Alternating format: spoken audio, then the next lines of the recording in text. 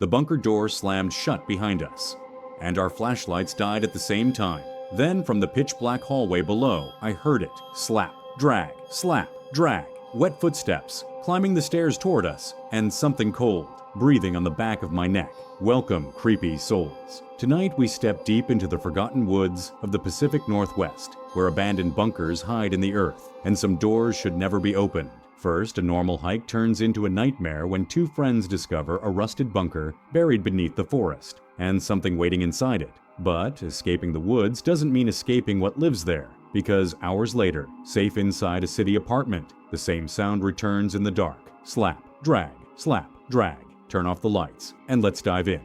There's a specific kind of quiet you only find deep in the woods. It's not an empty silence. It's a living, breathing quiet. The crunch of dead pine needles under your boots, the distant chatter of birds, the wind rustling through the canopy. That's what my friend David and I were used to. We were avid hikers, always looking for off-trail routes in the sprawling, dense forests of the Pacific Northwest. It was a Tuesday afternoon in late October. We were miles away from any paved road or designated trail. The air was crisp, carrying that earthy scent of damp soil and decaying leaves. It was just a normal, exhausting hike. My calves were burning, and I was mostly focused on the rhythmic sound of my own breathing. Then the atmosphere shifted. It didn't happen all at once. It was subtle. First, the wind died completely. The branches above us stopped swaying.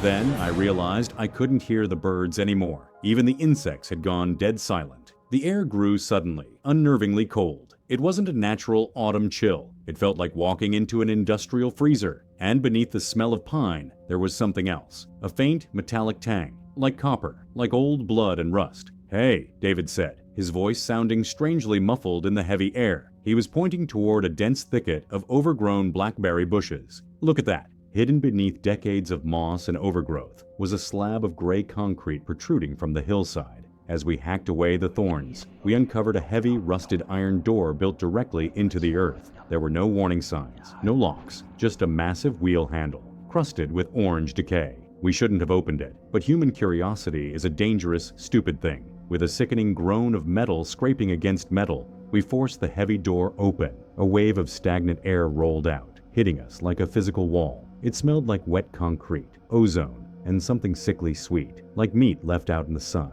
We clicked on our heavy-duty flashlights and stepped inside. The beam of my light cut through thick, floating dust motes. We were standing at the top of a narrow concrete stairwell, descending into absolute pitch black. We started down.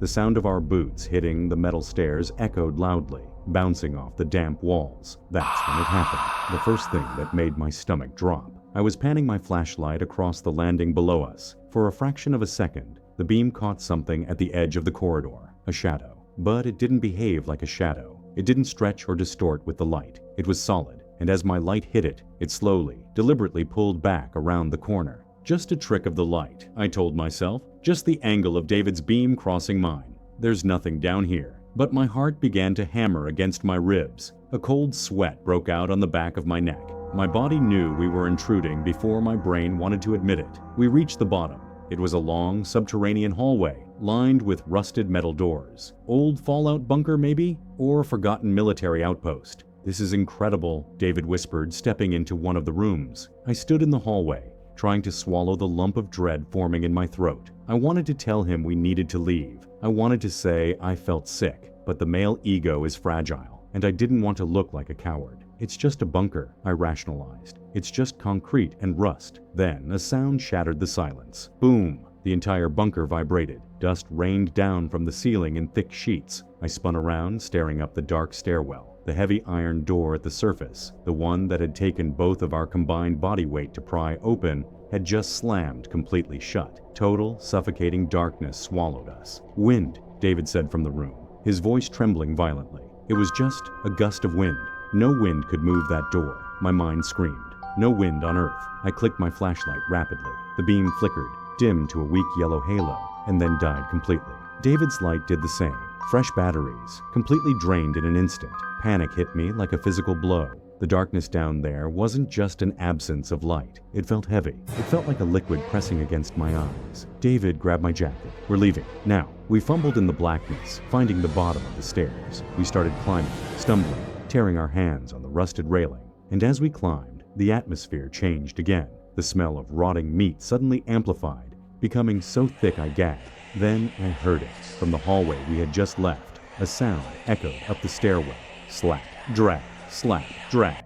Wet, heavy footsteps on the concrete, and they were moving fast. My lungs burned as I scrambled up the stairs. I couldn't see anything, but I could feel the space behind me shifting. The fear was paralyzing. It wasn't the fear of a monster jumping out. It was the absolute horrific certainty that we were being hunted in a cage we had walked willingly into. I reached the top landing, my hands blindly frantically searching for the wheel handle of the door. Slap, drag, slap. The footsteps stopped. They were right behind me. Every muscle in my body locked. The air in the tiny stairwell seemed to compress. I didn't see anything, but I felt a freezing, rhythmic exhalation brush against the back of my neck. Wet breath, smelling of copper and decay. Don't turn around, my mind begged. If you look at it, you die. I felt a massive, freezing presence leaning over my shoulder. With a terrified, primal scream, David crashed into me, throwing his entire weight against the wheel. The rusted latch gave way. The door burst open, and we tumbled out into the fading autumn light. We didn't stop running until we reached my car. We didn't speak the entire drive back. We never reported the bunker, and we never went back to those woods. I thought that by leaving the forest, I had left whatever that thing was behind in the dark.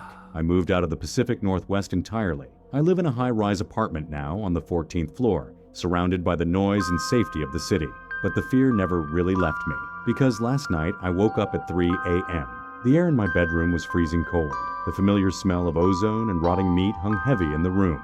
And from the dark hallway right outside my bedroom door, I heard it. Slap, drag, slap, drag. It found me.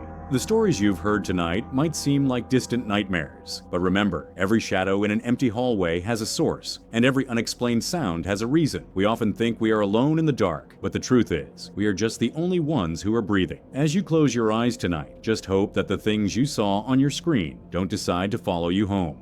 If these stories kept you on edge, hit that like button and subscribe to join our community of creepy souls. We upload new nightmares every week, and you don't want to be left in the dark. Have a true story of your own? Share it in the comments below or email me. Your experience could be our next feature. Until next time, stay safe and stay creepy. Good night.